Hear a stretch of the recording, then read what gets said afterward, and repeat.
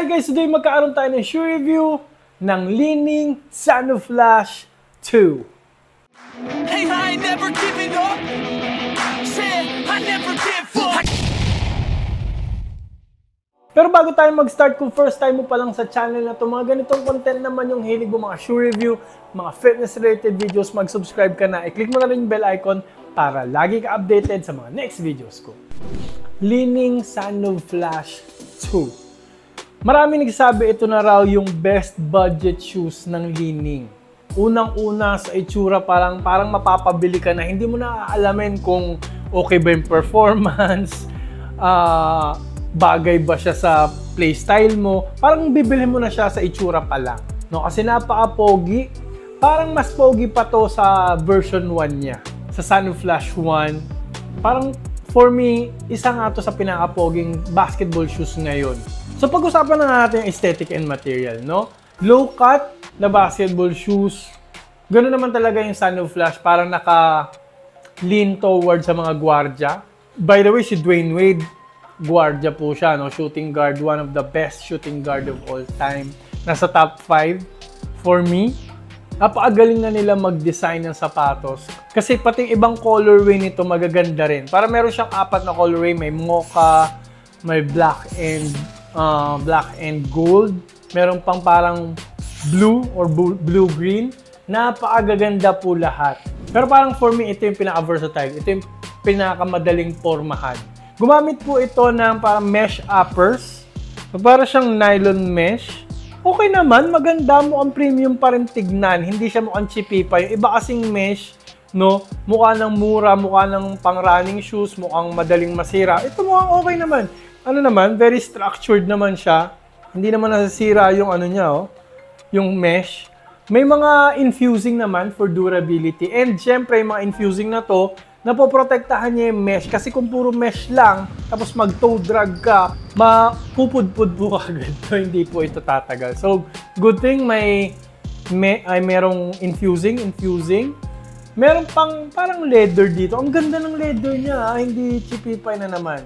Gumamit po ito ng Li-Ning Cloud Foam Plus, no? So, napakaganda rin ng foam nito, nakakagulat. Pero mamaya natin siya pag-uusapan, no?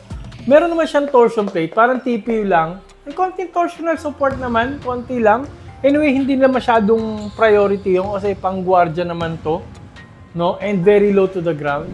So, mamaya natin pag-uusapan yan. Parang dahil doon, parang mababa naman yung risk ng tapilok dito. So, yun guys, aesthetic and material dahil nga napaka-pogi. Nilagyan naman nila ng technology, no? Hindi naman nila basta-basta lang parang puro itsura lang. Meron naman siyang laman. So, dahil dyan guys, bibigyan ko pa rin siya ng 8 out of 10 sa aesthetic and material. Next, traction and outsole na for me, parang feeling ko ito yung kanyang best selling point. Dahil napaka-kapit po nito.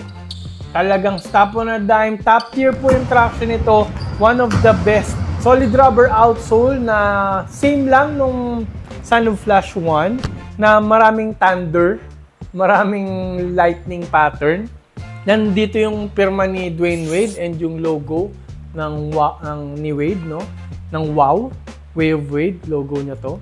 Gumamit po ito ng Tough Rubber Technology, TUFF. Nilalagay nila sa mga best na outdoor shoes nila katulad nung Bud 5 Furious. Nireview ko rin yun. Parang for me, top 1 yun, outdoor shoes, no? Parang ito nandun. No, nandun siya. Ka-level niya yun halos. Napakatigas po talaga ng rubber outsole nito. Kaso lang, no, medyo masyadong magkakahiwalay yung grooves niya. Yung mga lightning medyo magkakahiwalay. And, syempre, dahil lightning nga siya, yung grooves niya may mga maninipis. No? May mga maliliit na grooves. Syempre, lightning may patusok. Parang doon siya unang masisira. For me, no? Kung ako yung tatanungin. Pero matigas talaga no? Talagang tough rubber. Ang Li-Ning, parang pag sinabi ng tough rubber, talagang tough no? Hindi, wow. Plus, umaangat pa yung outsole dito, guys, ha? So, kung guardia nga kayo na mahilig mag-crossover, very shifty, napupunta sa mga weird angles yung paa nyo, katulad ng ganitong angle, no? Parang mala Kyrie Irving, covered kayo, hindi kayo dudulas. no? So dahil dyan guys, traction and outsole, mataas pa rin naman ibibigay natin. Bibigyan po natin siya ng 9 out of 10, no? Hindi ko lang na perfect kasi nga parang maliliit yung kanyang ibang grooves and magkakahiwalay masyado, no? Yung pag ano niya pala, na pag attract niya ng dust, okay lang naman, moderate, madali naman punasan. Pag pinunasan, tanggal naman kagad yung dust, no? Next, punta na tayo sa safety and support. Yun, medyo ito yung kanyang pinaka-weak point for me, no? Kasi nga dahil mesh siya and wala masyadong TPU plate, parang ito lang, itong outsole na umangat, no? Para to act as a sidewall sa mga jab step, euro step mo, plus itong umangat na infusing, may konting support naman siya kahit pa paano. Yun lang. Parang very minimal. Pang point guard talaga. What? Pag guardia ka, hindi mo naman kailangan ng sobrang daming support. Kaya siguro bawas yung mga TPU plate, no? Yung mga important lang yung nilagay nila talaga. Yung necessary lang, parang ganun. So dahil dyan guys, bibigyan po natin to ng 7 out of 10 sa safety and support.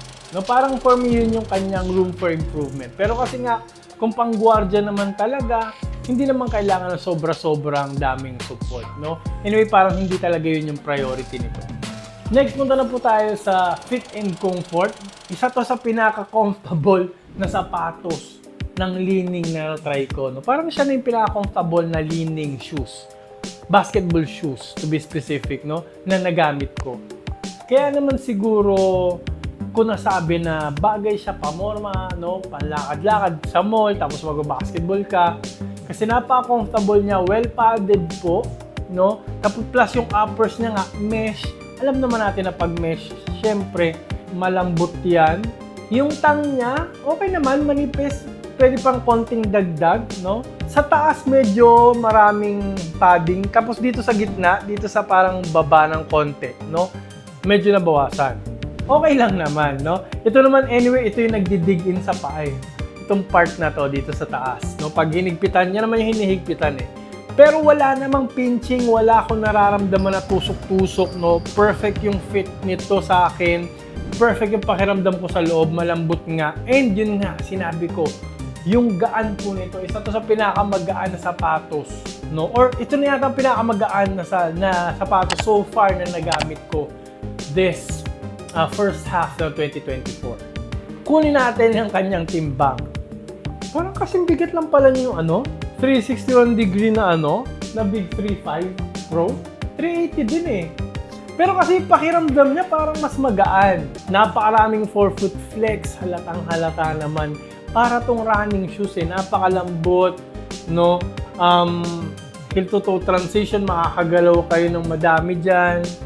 Medyo on a narrow side siya guys, medyo narrow ito. So kung wide footer kayo, kung wide foot kayo, I suggest mag half size up po kayo dito, no? Half size up lang enough na kasi parang okay naman yung haba niya, yung lapad lang medyo doon nagkakatalo minsan.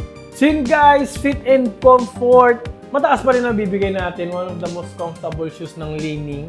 Bibigyan ko po ito ng 9.5 out of 10. Hindi ko lang na perfect kasi may part na napakanipis na sa tang and may part sa side na parang masyado manipis. Pero okay naman, well padded pa rin naman all throughout, no? Next, punta na tayo sa cushioning. Yun nga, sinabi ko kanina, Cloud Foam Plus po yung ginamit dito, Li-Ning Cloud. Nasa on a bouncy stiff side. Nandun pa rin naman yung bounce. Pero parang prioritize talaga po dito yung court feel. Low to the ground po talaga to. Almost walang heel drop. Almost flat yung pakiramdam ko. Tingnan nyo naman guys. Napakanipis lang nung foam niya. Napakanipis lang po nung foam na ginamit dito. So dahil dyan, talaga naka-prioritize to sa mga guardia, sa mga sa mga very shifty na guards. Kasi you will feel fast, you will feel very quick dito, very responsive po kasi nga napakataas ng court feel. Yung torsion plate, no, wala siya masyadong nabibigay na snapback, no, sad to say, wala masyadong push forward. Parang more on torsion support lang po siya talaga. No, walang push forward, walang energy return ito. Parang maliit lang kasi siya, no? Hindi lang kasi pinakita sa internet kung gaano siya kalaki, kung ano yung shape niya. No? So yun guys, dahil dyan, cushioning, bibigyan po natin siya ng 8 out of 10. Okay naman kasi, hindi naman naramdaman ng tuhod ko, pero talaga very low to the ground. So next, punta na tayo sa breathability. Napaka-obvious naman ng breathability nito guys, no? Hindi na kailangan patagalin, napakadaming butas, kitang-kita nyo naman. Very breathable na to. O, kita nyo? Napakadaming butas guys. Pati dito sa side, makikita nyo yung daliri ko dyan. All throughout, mesh po siya. So, 10 out of 10 po talaga. One of the most breathable shoes ng Li-Ning na na-try ko. Next, punta na tayo sa price tag. Nakuha ko to ng 3,900, ganyan. No, nandiyan siya sa price range na yan. Kasi yung Li-Ning naman talaga medyo nasa pricey pa siya eh. Kasi talaga namang, ang ganda naman talaga ng build quality. Guys, wala itong mga glue na nakalabas, wala mga plastic na hindi maganda yung pakagawa, wala mga infusing. Talagang guys, talagang ginawa to with quality. Talagang parang handcrafted talaga. Malinis lahat. Walang mga tahi-tahing sira. Talagang maayos talaga yung pakagawa. High quality, top notch po talaga yung quality. Bibigyan ko pa rin to ng mataas na score. Bibigyan ko siya ng 8.5 out of 10. For me, worth it pa rin naman kaya nga binili ko siya.